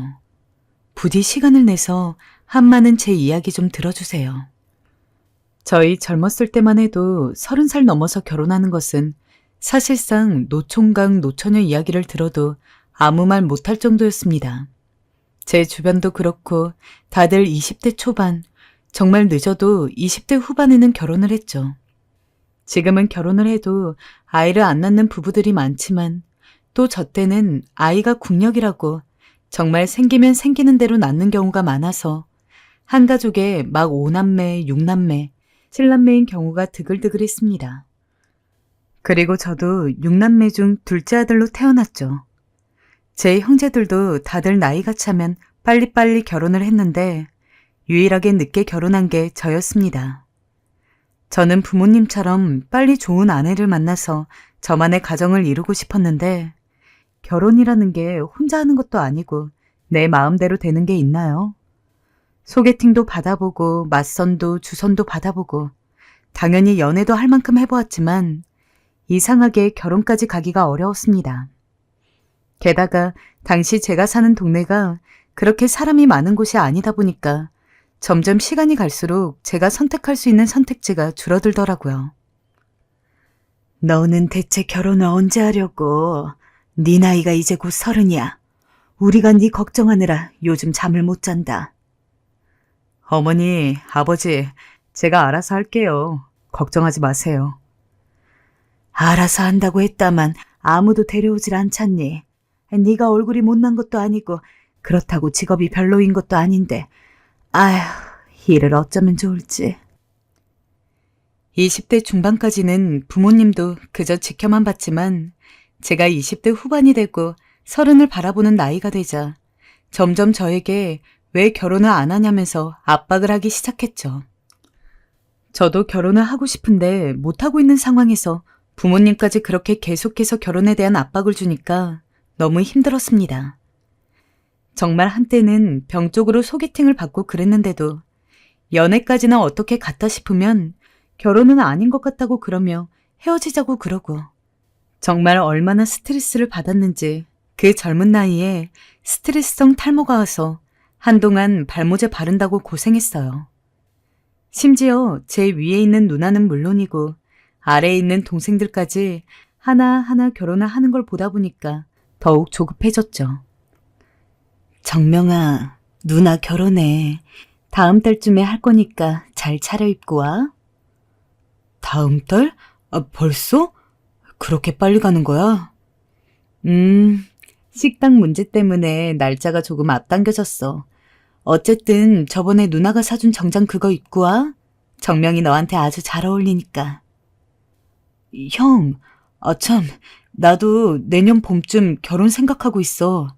이 소식을 언제 전해줘야 싶었는데 누나 소식 전하면서 같이 전하게 되네. 근데 형은 언제 가는 거야? 우리만 가니까 형이 혼자 남게 되는 것 같아서 미안한데. 아니야, 미안할 거 뭐 있어.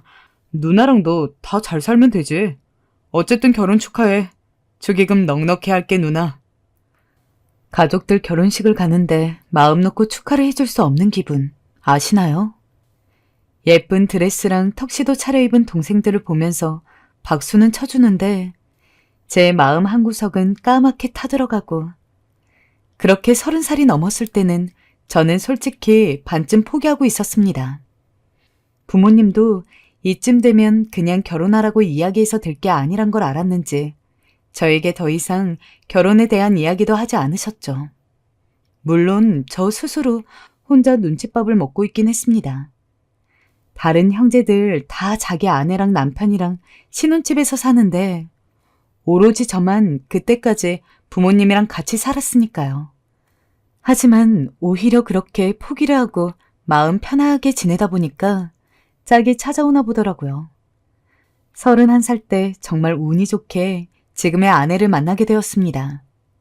아내 역시 주변 지인의 소개팅으로 만나게 되었는데 때마침 아내 역시도 제가 과거에 그랬던 것처럼 결혼에 대한 압박을 조금 받고 있었고 그래서 그런지 서로 상황도 잘 이해가 되고 통하는 것도 많고 게다가 아내는 그걸 제외하고도 성격적으로도 참 괜찮은 사람이었습니다. 제가 아내 손을 잡고 처음 부모님에게 소개를 시키러 갔을 때 부모님이 어찌나 좋아하시던지 정말 제가 요즘 같은 시대에만 태어났어도 30 넘어서 결혼 못하는 것 가지고 이렇게까지 힘들어하진 않았을 것 같습니다. 근데 뭐 어떡하겠어요. 일찍 태어난 게 죄라면 죄인 것을. 아무튼 아내와 결혼을 하고 슬아의 외동아들도 하나 낳고 정말 열심히 살았습니다. 특히나 자식까지 생긴 마당에 애 뒷바라지하는 것도 신경 써야 하니 정말 허리가 휘도록 일했죠.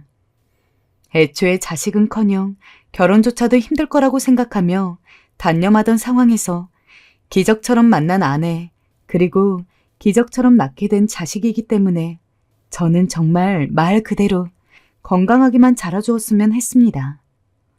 공부를 잘하면 좋겠지만 못해도 상관없어요. 그냥 친구들이랑 사이좋게 나쁜 짓을 하지 않으면서 행복하게 살기만을 바랬습니다. 그리고 무엇보다도 나중에 아들이 나이가 차서 혼기가 되어가지고 결혼할 시기가 되었을 때 저는 절대로 저희 부모님처럼 아들에게 결혼하라고 압박하지 않을 거라고 다짐했습니다. 제가 부모님으로부터 결혼에 대한 이야기를 정말 귀에 이골이 나도록 들었을 때 당시에 제가 얼마나 스트레스를 받고 밥 한 술 제대로 못 넘기는 날이 있을 정도로 힘들다고 느끼는 나날이 있었는지를 기억하고 있기에 적어도 아들만큼은 그런 압박에서 벗어나게 하고 싶었습니다. 아들, 꼭 결혼을 하지 않아도 된다. 만약에 네가 능력 있고 혼자 사는 게 좋다면 왜 굳이 무리해서 결혼을 해야 하겠어? 부담 갖지 않아도 된다. 특히 우리 때문이라면 더더욱 그래. 아버지, 저랑 생각이 같으셔서 다행이에요. 저 사실 결혼에 대한 생각이 별로 없거든요. 그냥 이대로 고양이들이랑 같이 사는 게 좋기도 하고 연애도 해봤지만 결혼은 저랑 잘 안 맞는 것 같아요. 제가 너무 마음을 놓게 해서 그런 건지 뭔지는 몰라도 아들 녀석도 꽤 늦게까지 결혼을 못했습니다. 심지어는 연애 소식도 들리지 않았죠. 물론 부모된 마음으로서 자식이 그래도 좋은 사람 만나서 잘 살면 좋겠다는 생각은 했지만 여전히 처음 마음먹은 그대로 저는 아들에게 연애도 결혼도 그 무엇도 강요하고 싶지 않았습니다. 하지만 아내는 아니었던 모양입니다. 여보, 현석이 이 녀석 이러다가 다 늙을 때까지 결혼 못하는 거 아니에요? 당신도 뭐라고 말 좀 해봐요. 애 결혼을 시켜야지. 제가 지금 나이가 몇 살인데. 당신 혹시 현석이한테 결혼하라 이야기했어? 당신도 나랑 결혼할 때 기억하잖아. 나나 당신이나 부모님한테 빨리 결혼하라고 압박받았던 거. 나는 우리 현석이가 연애 안 하고 싶고 결혼 안 하고 싶다고 하면 그걸로도 괜찮다고 생각해. 설사 하고 싶은데 못하는 거라고 하더라도 그거를 부모인 우리가 강제적으로 해라 말아라 할 것도 아니잖아. 자식 의사가 먼저지. 아니, 그게 틀린 말은 아닌데 아무리 그래도 비혼주의는 좀 아니죠. 아무리 세상이 바뀐다고 한들 우리 죽고 현석이 혼자 남으면 얼마나 외롭겠어요. 가족이라고는 아무도 없는데 내가 현석이한테 형제가 있었어도 이렇게 말 안 해요. 지 혼자 늙어가는 게 얼마나 외롭고 쓸쓸한 일인데 쟤는 아직 어려서 모르는 거라고요. 당신도 솔직히 나 없이 혼자 이 집에 있다 생각하면 마음의 병 안 오겠어요? 우리가 재촉해야 한다고요. 에헤, 이 사람 정말 말이 안 통하네. 결혼은 재촉하고 스트레스 줘서 될 문제가 아니라고. 자기가 안 하고 싶다는 걸 어찌 시켜? 나도 당신이랑 말 안 통해요. 오늘 밥은 당신이 혼자 알아서 차려 먹어요. 뭐? 아내는 어찌됐던 아들이 반드시 늦기 전에 결혼을 해야 한다고 생각하는 것 같았습니다. 꽤 오랜 시간 토론 아닌 토론을 했지만 결국 마무리가 되지 않았죠. 심지어 혼자 밥 먹어야 했습니다. 나중에 아들한테 가서 슬쩍 물어보니까 아니나 다를까 아내는 아들이 20대 후반이었던 시절부터 여자친구는 있냐, 왜 안 사귀냐, 결혼은 언제 할 거냐 라면서 은근히 압력을 가했던 모양입니다. 그 와중에 아들은 저 젊었을 때랑 똑같은 스트레스를 받고 있었죠. 그나마 저는 연애 안 해도 괜찮고 결혼 안 해도 괜찮다고 했으니 숨통 같은 작은 구멍은 있었지만 좀 편하게 생각을 하려고 해도 그럴 때마다 아내가 와서는 결혼해라 연애해라 하면서 들들 볶으니 어떻게 해야 할지 고민도 많았던 모양이더라고요. 심지어 아들 나이가 30대 중반이다 보니까 아내의 압박도 압박이지만 주변 상황 때문에도 스트레스를 조금 받는 것 같았습니다. 저 내일 친구 결혼식 다녀올 거예요. 그래? 네. 언제는 결혼식을 갔다 온다는데 애 얼굴이 우중충하더라고요. 그래서 왜 그러나 싶어서 물어보니까 자기 주변 사람들은 정말 다 결혼하고 있는데 자기만 결혼은커녕 연애도 못하고 있는 현실이 너무 착잡하다고 했습니다. 대충 어물어물 말끝을 흐리긴 했지만 이렇게까지 저한테 얘기를 할 정도면 혼자 받아온 스트레스는 더 크겠죠. 그래서 정말 좋은 사람을 만날 때는 꼭 일찍 오는 것이 아니다. 분명히 기다리면서 현재 삶에 충실하다 보면 언젠간 너도 분명히 좋은 사람을 만날 수 있을 거다라고 다독였습니다. 그 이후 아들은 거짓말같이 결혼도 연애도 그 아무런 이야기도 안 꺼내더군요. 그렇다고 분위기상 누군가를 만나는 것 같지도 않았습니다. 그래서 저는 아들이 결과적으로 연애든 결혼이든 하지 않는 방향으로 마음을 굳혔다고 생각했어요. 그렇게 한 살 한 살 나이가 먹고 그 어리고 젊었던 아들도 이제 40대에 들어가게 되었습니다. 그때는 저희나 아들이나 서로 먹고 사는 게 바빴던지라 아들이 여자를 만나고 안 만나고를 생각할 겨를도 없었어요. 그런데 어느 날 아들이 저희한테 깜짝 소식을 전하더군요. 어머니, 아버지, 내일 저 결혼하고 싶은 사람 좀 데려오려고 하는데 시간 되세요? 어? 결혼할 사람? 네, 아버지. 좋은 사람이라 얼른 보여드리고 싶어요. 어머니도 옆에 계시죠? 현서가 너무 잘 됐다. 내 이런 날이 언제고 올 줄 알았는데 얼른 데려와라 얼른. 혹시 아가 음식 뭐 좋아하니? 좋아하는 걸로 준비해줘야 싶은데. 이 사람 아무거나 다 잘 먹어요. 어머니 편한 걸로 그냥 준비해주세요. 그래, 알겠다. 그러면 맛있는 걸로 준비하고 기다리고 있으마. 조심히 내려와야 한다. 네, 어머니. 여자의 이응자 한 번 안 꺼내던 아들이 갑자기 결혼할 사람이라니. 반쯤 포기했던 저희 입장에서는 얼마나 놀랐겠습니까? 아내는 심지어 너무 기뻐 춤까지 출 기세였어요. 허나 누군가를 데려온다는 말이 기쁘기도 했지만 한편으로는 걱정이 됐던 것도 사실입니다. 그날 밤에 아내랑 같이 아들이 대체 어떤 여자랑 결혼한다고 그러는 건지 궁금하다며 밤새 이야기를 나누다 잤습니다. 그리고 아침이 되자마자 아내는 며느리 될 사람 맛있는 거 차려준다면서 새벽같이 장을 보러 나가고 저는 집에서 청소를 하면서 아들이 결혼할 사람을 데리고 오기를 기다렸습니다. 낮이 다 저물기 전 아들이 들어오는 소리가 들리길래 저랑 아내랑 정말 버선발로 현관까지 마중을 나갔습니다. 근데 안녕하세요. 도티 화이입니다. 그래요. 어서 들어와요. 저는 당황하고 말았습니다. 한국말을 굉장히 유창하게 잘했지만 한국 사람이 아니었습니다. 어느 나라 사람인지 첫눈엔 알 수 없었지만 느낌상 동남아에 가까워 보였죠. 아내가 불이 나게 며느리 될 사람을 상앞에 앉히는 동안 제가 아들한테 살짝 물어보니 베트남 여자라고 했습니다. 요새야 외국인이랑 결혼하는 사람들도 많으니까 국제결혼 자체에 대해서 좋지 않게 보는 건 아니었습니다.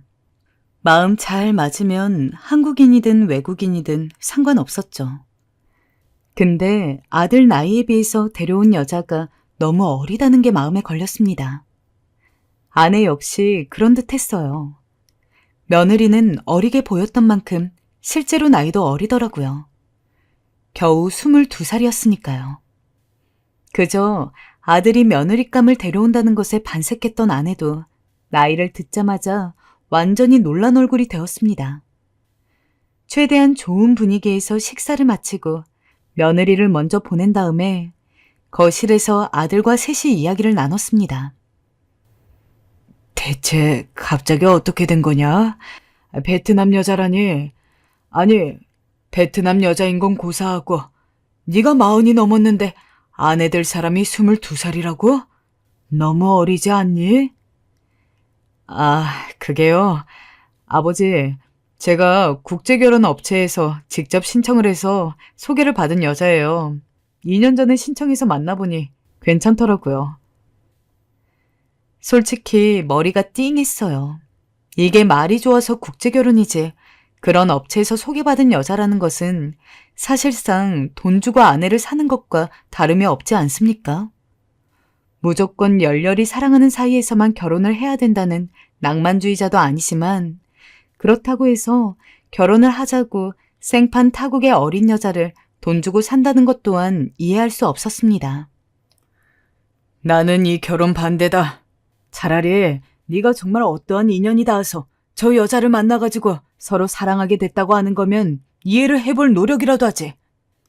국제결혼 업체에서 소개를 해줘가지고 알게 되었다는 거는 결국 돈 주고 아내를 사는 거랑 다름이 없는 일이지 않냐? 나는 그런 결혼을 허락할 수는 없을 것 같다. 아버지, 그게 무슨 말씀이세요? 아니에요. 저 이 사람 마음에 들어 하는 결혼이에요. 왜 사람을 산다느니 그런 말씀을 하시는 거예요. 어머니, 아버지 좀 어떻게 말려주세요. 그래요, 여보. 어쨌든 우리 애가 소개를 받긴 했지만 서로 정이 들었다 하잖아요. 이게 뭐 나쁘게만 볼 일이에요? 그리고 우리 현석이 나이도 적지 않은데 그냥 일반 한국 여자들하고는 연이 닿기 쉽지 않을 거예요. 여보, 잘 생각해봐요. 기껏 인사시키려고 여기까지 데려왔는데 여기서 결혼을 무른다고요? 그런 법이 어딨어요. 우리 애가 좋다 하니 허락해 줍시다. 글쎄, 난 싫다니까. 허락 못한다, 저 아이. 거의 돈 때문에 여기 팔려온 거나 다름없어. 22살밖에 안 된 애가 뭘 알겠어. 하지만 아들은 어떻게든 결혼을 하고 싶다고 우겼습니다. 게다가 아내까지 어찌됐든 며느리 얻으려고 그렇게까지 했는데 이대로 결혼을 안 하는 것도 이상하지 않냐고. 며느리가 많이 어리기는 하지만 잘 생각해보면 그것도 어느 정도 장점이 있을 거라고 저를 설득하려 들었습니다. 그 문제로 한 일주일을 싸웠습니다. 솔직히 어리기도 어리고 아까 말했던 것처럼 진짜 좋아하는 사람도 아닌데 하다못해 자연스레 만나게 된 사이도 아니면서 그냥 정말 결혼할 목적으로 만났다는 게 너무나 마음에 걸렸죠. 게다가 아들이 결혼을 한다고 해서 당장 며느리랑 따로 분가를 할 수 있는 상황도 아니었습니다. 여보, 제발. 우리 며느리가 이 결혼 꼭 하고 싶다잖아요. 저한테 어제 전화까지 왔다니까요. 아니, 당신은 언제 전화번호를 주고받은 거야? 왜 상의도 없이 앞서 나가? 그야, 당신이 너무 꼿꼿하게 구니까 내가 답답해서 그런 거죠. 얘는 자기가 나이는 어리지만 우리 현석의 아내가 되고 싶대요. 현석이랑 잘 살 수 있대요. 그럼 됐죠. 이 이상 뭐가 필요해요? 아내의 설득도 만만치 않았어요. 결국 여러모로 고민을 해보았지만 결국 자식 이기는 부모 없다고 아들이 원하는 대로 결혼을 허락하게 되었습니다. 그리고 반년 뒤부터 아들과 며느리 그리고 아내까지 네 가족이 제 명의로 된 저희 집에서 함께 살게 되었죠. 하지만 사람이 확실히 반대하고 싶고 좀 아닌 것 같다는 생각이 드는 건 괜히 그런 게 아니라는 걸 아들의 결혼 직후부터 알게 되었습니다. 제가 직감이라는 게 정말 있더라고요. 아가야, 이제 슬슬 저녁 시간 다 돼가는데 밥은 했니? 금방 할 거니까 말 안 하셔도 돼요. 그래. 알았다. 재촉한 거 아니다. 천천히 해도 돼. 며느리가 정말 기본도 안 된 애였습니다. 어리다고 봐줄 수 있는 그런 게 아니었어요. 베트남에 있을 때부터 한국어를 배워서 수준급으로 구사했습니다. 차라리 말귀라도 못 알아먹으면 속이라도 편하지. 아무튼 일하는 거 없이 전업주부로 집에만 있는데 당연히 청소든 빨래든 집안일은 제가 굳이 이야기를 하기 전에 빠릿빠릿해야 되는 건 당연한 거 아닌가요? 근데 정말 손 하나 까딱 안 하고 거실에 큰 대자로 널브러져서 TV만 보고 있길래 혹시나 기분 나쁠까봐 좋은 말로 물어보는 것조차도 며느리는 퉁명스럽게 짜증을 내면서 답했습니다. 한두 번은 그냥 넘어갔습니다. 한국에 온 지 얼마 안 돼서 문화에 적응을 못한 거겠지. 시간이 지나면 나아지겠지. 하지만 매번 그런 식으로 이야기를 하니까 저도 화가 났죠. 그렇게 집안일을 하기 싫으면 너도 현석이처럼 직장을 구해서 일을 해라. 그러면 집안일 하라고 닥달 안 할 테니. 직장을 구하라고요? 한국에서 직장 구하기 힘들어요. 아시잖아요. 정말 한마디도 지는 법이 없구나. 예, 그럼 청소만이라도 좀 거들어라. 네 시부모가 힘들어하는 건 안 보이는 거니? 아버님, 잔소리 좀 그만하세요. 제 방 청소는 제가 하잖아요. 그럼 됐죠? 제가 왜 아버님, 어머님 방까지 청소해야 해요? 저희 나라에서는 그렇게 안 해요. 심지어 며느린 제가 싫은 말을 하면 들은 채도 안 하고 고개를 푹 숙인 채 자기네 나라 말로 꿍얼대었어요. 그나마 아들이 퇴근을 하고 집에 돌아왔을 때는 여보, 왔어요?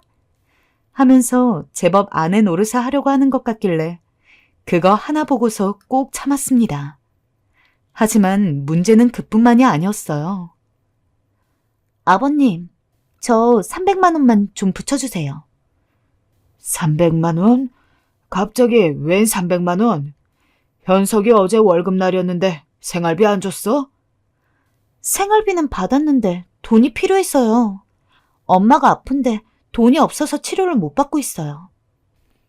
며느리는 틈만 나면 돈을 달라고 요구했습니다. 그때마다 핑계도 가지각색이었죠.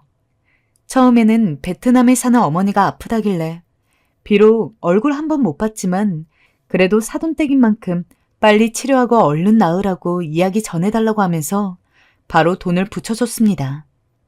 하지만 그렇게 한번 아무런 의심 없이 돈을 주니까 그 뒤에도 이번엔 아버지가 아프다느니 어머니가 저번에 치료를 받고서 나았는데 다시 병이 도졌다느니 집이 비바람에 무너져가지고 공사를 해야 되는데 당장 돈이 없어서 다른 가족들이 다 길바닥에 자게 생겼다느니 그래서 언젠가부터는 정말 부모님이 아프고 집안 사정이 안 좋은 거면 최소한 영상통화를 해서 직접 보여달라고 하니까 또 웅얼웅얼 핑계를 대면서 더 이상 저한테 돈 달라고 이야기를 안 하더라고요. 딱 봐도 그동안 돈 달라고 했던 거는 다 핑계였다는 게 눈에 보였습니다. 현석이 너, 네 아내가 돈 달라고 해도 절대 주지 마라. 원래 주기로 되어 있던 생활비만 주고 그 외는 부탁하는 거는 누구 핑계를 대던 주면 안 돼. 왜요? 그간 나한테 돈 달라고 해서 몇 번 해줬더니 거짓말인 것 같더구나. 매번 다 핑계였어. 일단 알겠어요, 아버지. 그리고 그 부분은 아내에게 잘 말해볼게요. 하지만 아들은 저 모르게 며느리한테 생활비 외적으로 얼마씩 돈을 주고 있었죠. 계좌이체하는 걸 저한테 한 번 걸려서 알게 되었습니다. 그렇게 거짓말이라고 진짜로 그 돈이 필요해서 그런 게 아니라고 돈 뜯어가지고 자기 고향에 붙이는 거라고 수십 번을 이야기해도 소용이 없었습니다. 그래도 제 아내인데 어떡해요. 라면서 달라는 돈을 꼬박꼬박 다 주는데 이건 누가 봐도 호구 잡혀서 사는 거 아닙니까? 제가 진짜 속이 터져가지고 죽는 줄 알았습니다.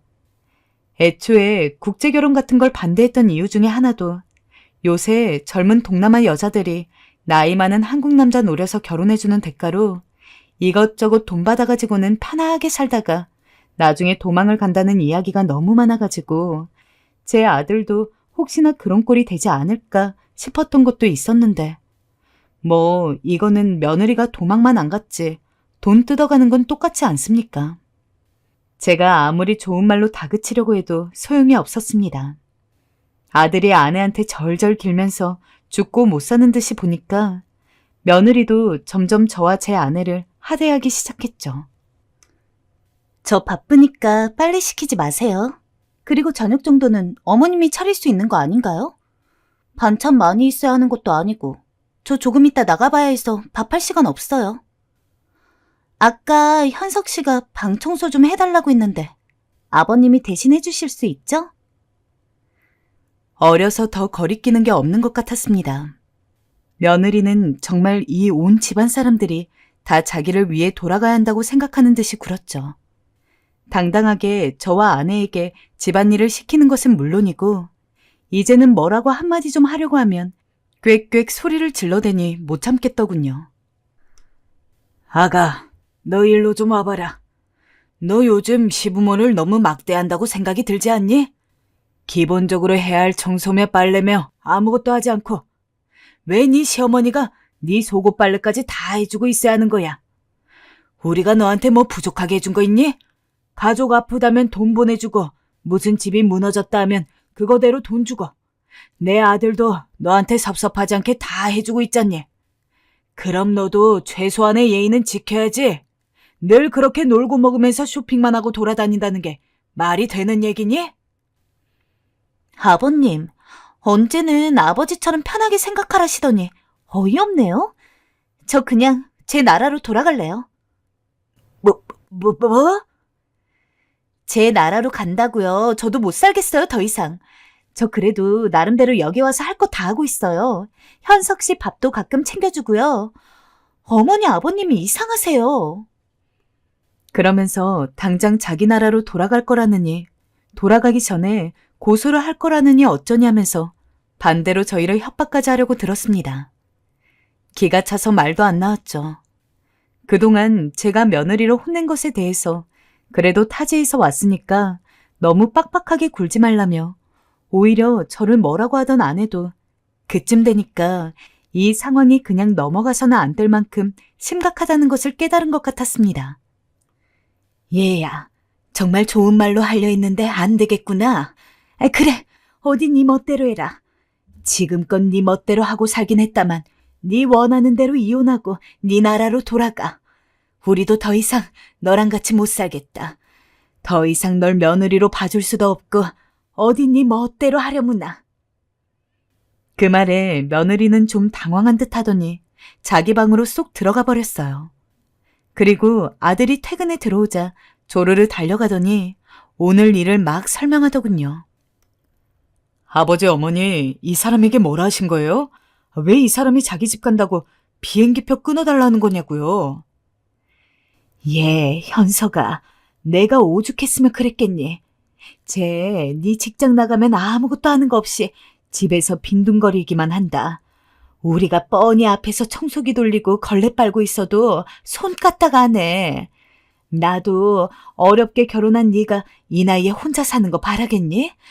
근데 쟤랑 살다간 내 명이 단축될 것 같아서 큰 소리 내본 거다. 어쨌든 난 절대 못 참겠다. 제 나라로 돌아가든지 마음대로 해. 분노에 찬 아내의 말이 끝나자 아들은 침울한 얼굴로 절 봤습니다. 아버지, 어머니 말이 진짜예요? 저는 더 소란을 일으키고 싶지 않아 조용히 고개를 끄덕였어요. 그러자 아들도 다시 며느리에게 가는 것 같더니 뭐라 한 소리를 하더군요. 당신, 이제 우리 어머니 아버지 일할 때 같이 일하도록 해. 당신이 우리 어머니 아버지랑 사는 거 불편하다는 거 알고 있어. 그래도 일할 땐 같이 도와드리는 게 여기선 예의야. 당신이 고치지 않으면 나도 당신과 헤어지는 걸 고려할 거야. 그 다음에 며느리가 뭐라 했는진 들리지 않았지만 아무쪼록 다음 날부터 며느리의 행동이 좀 달라지긴 했어요. 아버님, 여기 걸레요. 제가 빨아놨어요. 어머님, 장은 제가 보러 갔다 올게요. 맛있으세요? 내일은 된장찌개 끓여볼게요. 어떻게 하면 맛있게 하는 건지 알려주세요. 솔직히 좀 얼떨떨하긴 했지만 마음은 놓였어요. 무엇보다 몸이 편했으니까요. 네 사람 못새 집안일을 이제 세 사람이 하니 일도 줄어들고 파스 붙일 일도 없었죠. 아무래도 며느린 아들이 무섭고 단호하게 나가자 거기에 겁을 먹은 듯 했어요. 잠을 자면서도 아내와 작은 목소리로 조용히 며느리 얘기를 하곤 했는데 아내는 변한 것 같긴 한데 또 언제 돌아올지 모르겠다고 무섭다고 했어요. 그래도 저는 일단 바뀌긴 했으니 한번 믿어보자고 말했습니다. 만약에 원래대로 돌아가려 하면 그때 생각을 해보자고요. 그런데 하루 이틀로 끝날 줄 알았던 며느리의 변화는 생각보다 오래 지속됐어요. 이젠 자기가 알아서 이부자리 정리도 하고 저희 침실도 대신 청소해주고 밥 차리는 것도 웬만하면 자기가 하려고 하더군요. 옆에서 보니 생각보다 손길도 꽤 야무졌어요. 집안일을 안 해서 그렇지 막상 하니 참 잘하는 아이였더군요. 아가야, 잘하는데 소금을 조금 더 넣으면 간이 맞는단다. 싱겁게 먹는 것도 좋긴 한데 너무 싱거우면 맛이 없어지거든. 아, 네, 알겠어요, 어머니. 아내와의 사이는 말할 것도 없죠. 어쩔 땐 엄마와 딸처럼 보일 정도로 사이가 좋아 보일 때도 있었어요. 둘이서 같이 장도 보러 가고 붕어빵도 사 먹고 오고 옛 기억은 다 잊혀진 듯 옆에서 보기만 해도 흐뭇하더라고요. 그런데 제가 이렇게 제 이야기에 대해서 사연을 쓰게 된 계기의 사건이 터집니다. 참 어디서부터 시작해야 할지 막막하네요. 아내는 평소 귀금속을 한 서랍에만 보관을 해두는데 맨날 도둑들 걱정이 많아가지고 서랍을 언제나 열쇠로 잠가둡니다. 근데 어느 날 안방에서 아내가 비명을 지르더군요. 무슨 일인가 싶어서 헐레벌떡 달려가니까 늘 잠궈두던 서랍장이 열려있고 안에 귀금속이 전부 사라졌다는 겁니다. 당연히 깜짝 놀라서 마침 집에 있던 며느리한테도 혹시 찾으면 꼭 얘기해달라고 하면서 정말 집안을 샅샅이 뒤졌습니다. 근데 아무리 이잡듯이 뒤져도 반지며 목걸이며 콧배기도 보이지 않았죠. 하지만 집에 계속해서 사람이 있었기 때문에 도둑이 들어설 가능성도 없었습니다. 아내는 시름시름 알아서 죽으려고 하고 저는 저대로 걱정이 되고 어떻게 하나 싶어서 전전긍긍 하는데 문득 며느리에게 눈이 갔습니다. 제가 같이 찾아보자고 했으니 찾는 척을 하기는 하는데 어쩐지 기분이 쎄했죠. 그러고서 생각을 해보니까 며느리가 일주일 전 은근슬쩍 귀금속 얘기를 꺼냈던 게 생각이 났어요. 어머님은 왜 서랍장에 열쇠를 걸어 잠그시는 거예요? 도둑들까봐 그러지. 여기가 사람이 많이 사는 동네가 아니긴 해도 혹시 몰라. 우리 집에 가져갈 거라곤 그것밖에 없는데 잘 보관해둬야지. 아, 그러셨구나. 그럼 열쇠는 어머님이 가지고 다니시는 거예요?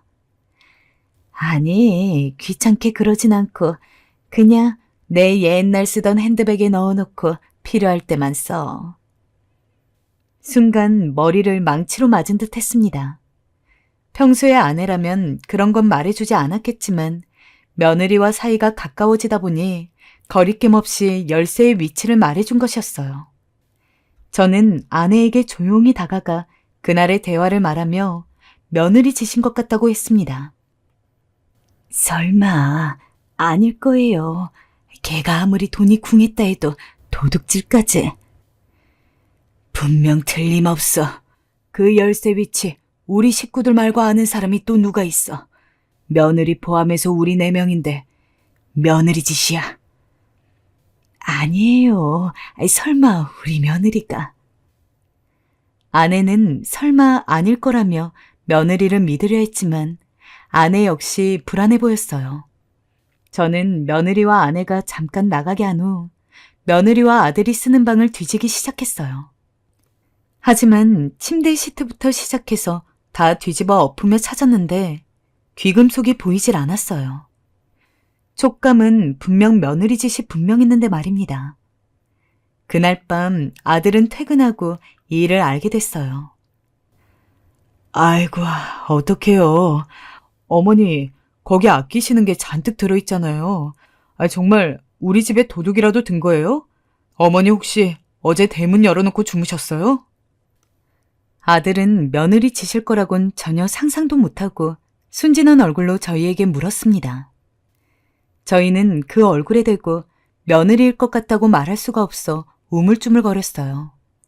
근데 거기서 며느리가 갑자기 눈물을 흘리는 게 아니겠어요? 생각해보니 어머니가 대문 닫아놓으라고 하셨을 때 제가 안 한 것 같기도 해요. 이를 어떡해요. 저 때문에 그 비싼 보석들이. 딱 봐도 연기였습니다. 그 눈물 연기에 정말 혀가 내둘러지더라고요. 아내 역시 마찬가지인 듯 했어요. 어떻게 해야 할지 그렇게 가슴만 졸여대던 차에 아내는 귀금속을 잃었다는 충격에 그것도 며느리 짓일 수도 있다는 생각에 시름시름 알아갔어요. 저 역시 모든 게 수면 위로 드러나 진실이 밝혀졌으면 했고요. 현실적으로 저나 아내가 지금 뭘 어떻게 할 수가 없다는 게 제일 마음에 걸렸어요. 물론 아들한테 한번 날 잡고 상세하게 이야기를 해야 된다고는 생각을 했는데 아들은 그 여자한테 너무 홀려 있는 것 같아서 할 수가 없었어요. 막상 잘 좀 해결해달라고 이런 말을 하면 오히려 그 여자 편을 들까봐 두려웠어요. 아내는 하루라도 빨리 이야기하라는데 차마 아내에게까지 이런 걱정을 전달할 수는 없어서 그냥 저 혼자 끙끙 앓고만 있었습니다. 그러던 어느 날이었어요. 며느리에겐 평소 베트남에서 가져온 커피라며 그걸 보관해두고 있는 상자가 있었어요. 제가 커피를 한 잔 타먹을까 하여 며느리 방에 들어갔는데 우연히 그게 보이더군요. 순간 그런 생각이 들었어요. 며느리 입장에선 이 일이 다 지난 일인 줄 알 테니 경계심을 풀었을 거고 지금쯤은 이 방에 귀금속을 보관하고 있을 수도 있겠다는 생각이요. 전 서둘러 그 상자를 열었고 그 순간 그곳에서 그토록 찾길 원하던 것을 발견했습니다. 처음엔 기가 차 숨이 안 쉬어졌죠. 저는 당연히 그걸 가지고서 며느리 앞에 들이대었어요. 너 이제는 하다하다 할 게 없어서 도둑질까지 해? 어디 거짓 눈물까지 흘리면서 네 시부모를 갖고 놀아! 며느리는 좀 당황한 듯 하더니 갑자기 픽 웃더군요. 저도 그게 왜 거기 있는지 모르겠는데요. 제가 훔친 거 보신 것도 아니면서 왜 저한테 화를 내세요? 뭐라고? 네 물건 안에 있는데 이게 네가 훔친 게 아니란 말이야? 네, 전 훔친 적 없어요, 아버님. 아니, 이게 뭔 소란이에요? 내 목걸이가 왜 거기... 설마 며느라가 네가 훔친 게야? 전 훔치지 않았다니까요. 아버님이 보신 것도 아니면서 괜한 사람 잡으시고 계세요. 기가 막히는구나, 정말. 아, 그리고 말이에요. 제가 지금까지 이야기하려다가 어머니, 아버님 생각해서 안 했는데 솔직히 어머님이랑 아버님이랑 같이 살다 보니까 저랑 현석 씨 결혼 생활에 너무 방해가 된다고 생각해요. 만약에 두 분이 정말 현석 씨를 생각하신다면 이 집은 저희 주고 어머님이랑 아버님은 따로 사시는 게 좋겠어요. 내 명의로 된 내 집에서 주인 보고 나가라는 거야? 내가 그리 해줄 것 같으냐? 도둑질한 거 걸렸으면 무릎 꿇고 빌어야 하는 것도 모자라서 지금 나가란 말을 해? 정말 그런 말은 난생 처음 겪었습니다. 며느린 그런 이야기를 하면서도 당당했고 그 얼굴을 보고 있자니 정말 기가 차가지고 무슨 말을 해야 될지를 모르겠더라고요. 그런데 그때 아내가 며느리 옆으로 가더니 세게 뺨을 내려쳤습니다. 뭐 하시는 거예요? 지금 저 때리신 거예요? 현석 씨한테 다 이럴 거예요. 어머니가 제게 손댔다고 다 말할 거라고요. 어머니 각오하세요. 그래, 말해라. 다 말해. 나도 말하마. 네가 도둑질이나 하는 애라는 거. 그러고도 적반하장으로 우리 보고 나가라고 했다는 거. 그래, 어디 해보자꾸나. 지금껏 아들 녀석은 며느리가 이렇게 오만방자한 줄을 몰랐습니다. 그리고 며느리가 저희에게 저런 이야기를 했다는 것도 모르고 있었어요. 저희는 아들이 오자마자 아들을 앉혀놓고 차분히 이 모든 얘기를 꺼내었습니다. 그러자 아들의 얼굴이 창백하게 변하더니 며느리를 저희가 있는 쪽으로 불렀어요. 며느린 이미 준비한 듯 눈물을 흘리며 말했습니다. 시어머니, 시아버지가 자기를 내쫓으려고 이런 짓을 꾸민 거라고요. 여보, 나는 억울해요. 정말로 억울해요. 난 잘해드리려 했어요. 근데 어머님, 아버님께서 저를 못마땅해 하셨어요. 제가 뭐만 하면 잘못했다고 다시 하라고. 심지어 저번에 김치 담그는 것도 제대로 못한다고 얼마나 혼을 냈는지 몰라요. 그날 저 혼자 많이도 울었어요. 여보, 난 너무 억울해요. 제발 내 누명 좀 풀어줘요. 며느리의 말은 가관이었습니다. 아내나 저나 며느리의 말을 가만히 들으며 가증스럽다는 생각밖에 들지 않았고 마치 며느리가 사람의 가면을 쓴 악녀처럼 느껴져 더 말을 이어붙이고 싶지 않았어요. 그런데 아들이 조용히 한마디를 내뱉었습니다. 짐 싸, 당장. 뭐라고요? 짐 싸라고. 우리 어머니 아버지 그 누구에게도 그럴 분들 아니셔. 그건 어머니 아버지와 40년 이상을 살아온 내가 잘 알고 있지. 당신 거짓말에 더 속지 않아. 오늘부로 끝이야. 당신 나라로 돌아가. 그 말에 며느린 이내 할 말을 잃었고 몇 번 더 변명을 했지만 아들이 받아줄 기세를 보이지 않자 울면서 밖으로 뛰쳐갔습니다. 그 후 아들은 혼자가 되었어요. 아들이 현명했기 망정이지 만약 아들이 그 거짓말에 속았다며 속는 척을 하여 우리를 버리려 했다면 상상만 해도 끔찍합니다. 저희 집안은 말 그대로 그 베트남 여자한테 먹힐 뻔했죠. 어리다고 해서 안쓰럽게 봐준 것도 있었는데 이거는 정말 어리다고 봐줄 것도 아닌 것 같아요. 그러니 당부드려요.